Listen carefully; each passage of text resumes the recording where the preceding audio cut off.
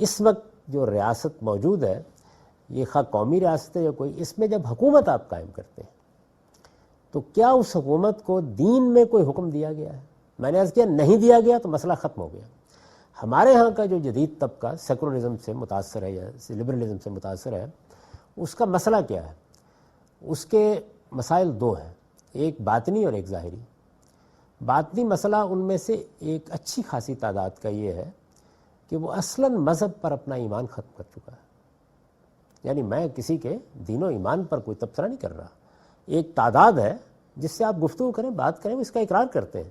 یعنی یہاں پر بھی میں کوئی حکم نہیں لگا رہا، بلکہ وہ خود اس کا اقرار کرتے ہیں۔ وہ یہ کہیں گے آپ کو کہ ہم نہیں جانتے خدا کون ہے، یہ آخرت کیا ہوتی ہے، ملاؤں کی باتیں ہیں، لیکن بہرحال وہ مسلمان ہی کہلاتے ہیں، مسلمانوں کے معاشرے ہی میں رہتے ہیں، مسلمانوں ہی کے طریقے کے مطابق دفن کیے جاتے ہیں، جنازے ان کے پڑھے جاتے ہیں، اور وہ یہ پسند نہیں کرتے کہ اپنے آپ کو مسلمانوں کی جماعت سے الگ کریں۔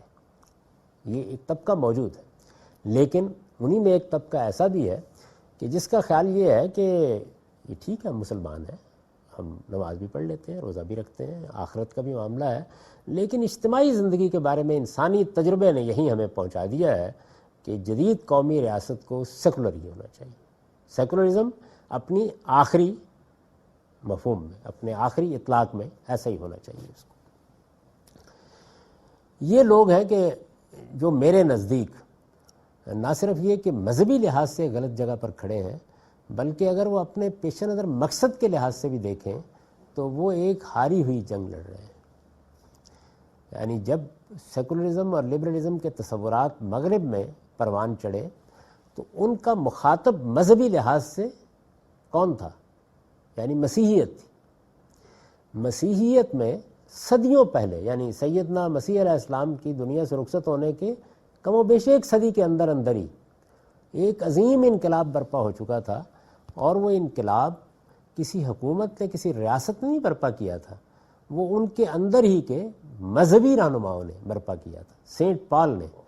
اور وہ انقلاب یہ تھا کہ اس میں تورات کی شریعت کو مذہبی استدلال سے مسیحی نقطہ نظر سے الگ کر دیا گیا تھا۔ یعنی یہ واقعہ ہو چکا تھا۔ چنانچہ سیکولرزم کی یا لبرلزم کی ساری جنگ مغرب میں چرچ کے خلاف تھی، اور چرچ اپنے وجود کے پیچھے کوئی حقیقی مذہبی استدلال نہیں رکھتا تھا۔ یعنی کوئی چیز کیا اپنی کوئی بنیاد رکھتی ہے؟ روایت تھی، ایک قائم کر دی گئی، اس میں پوپ کو بڑا غیر معمولی سیاسی اختیار بھی صدیوں تک حاصل رہا ہے، جس کو ول ڈیوراں سٹوری آف سویلائزیشن میں عصر الایمان کہتا ہے، یعنی ایج آف فیتھ تھی ایک، جس میں ساری دنیا میں یہی صورتحال تھی۔ تو اس میں مذہبی لوگوں کو مسیحی دنیا میں بڑا غیر معمولی اقتدار حاصل ہو گیا تھا۔ ہمارے ہاں بھی جیسے کہ شیعہ نقطہ نظر کے لوگ ہیں، اہل تشیع، ان کے ہاں مذہبی علماء کو ایک خاص طرح کا سیاسی اقتدار حاصل ہوتا ہے۔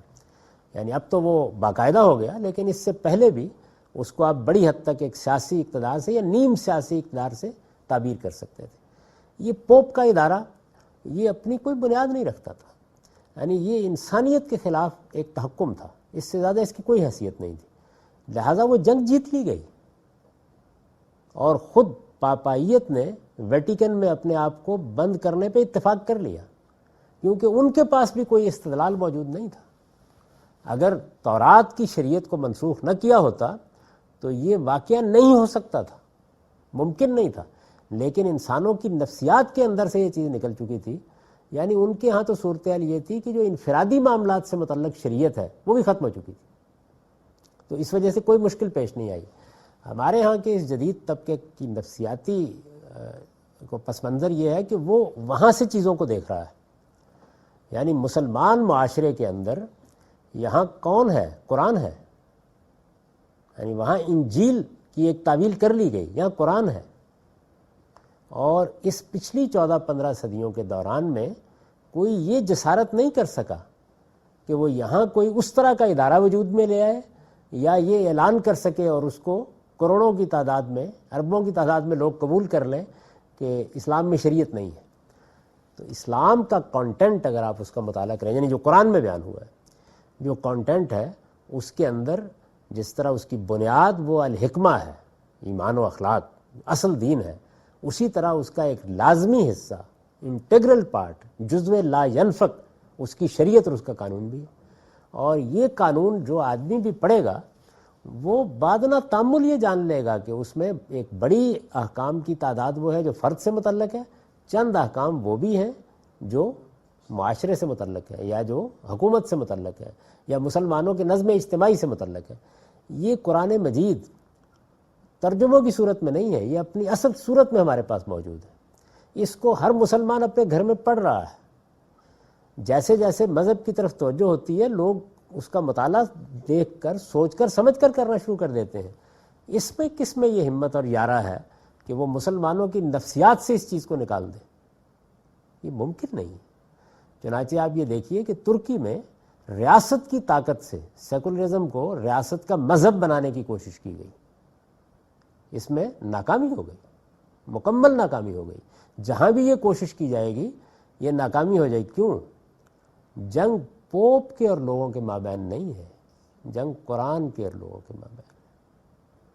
یہ جنگ کسی صورت میں بھی کوئی نہیں جیت سکتا۔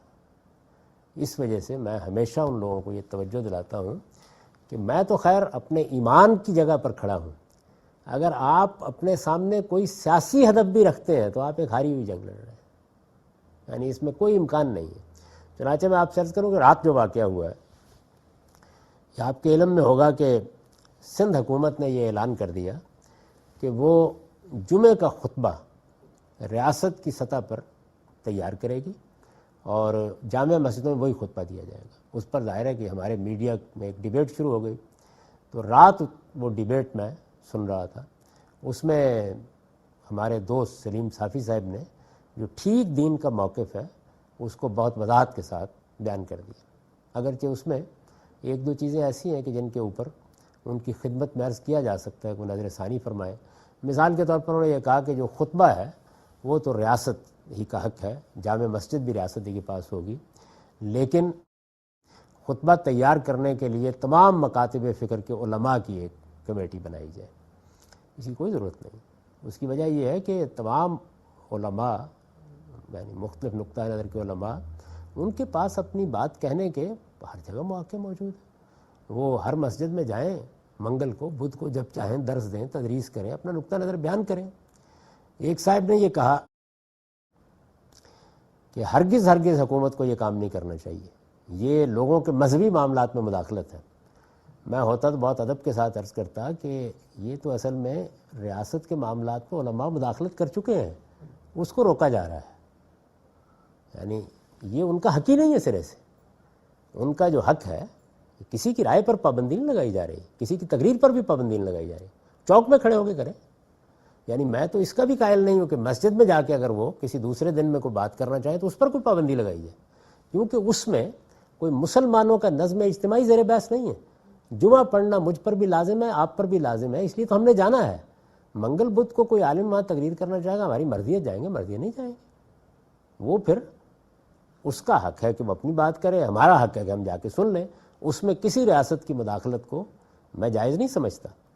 تو یہاں اس صورتحال یہ نہیں کہ ریاست مداخلت کرنے جا رہی ہے، بلکہ صورتحال یہ ہے کہ جو ریاست کا حق تھا اس میں صدیوں سے کی گئی مداخلت کا ازالہ کرنے کے لیے جا رہی ہے، یہ بتانا چاہیے تھا۔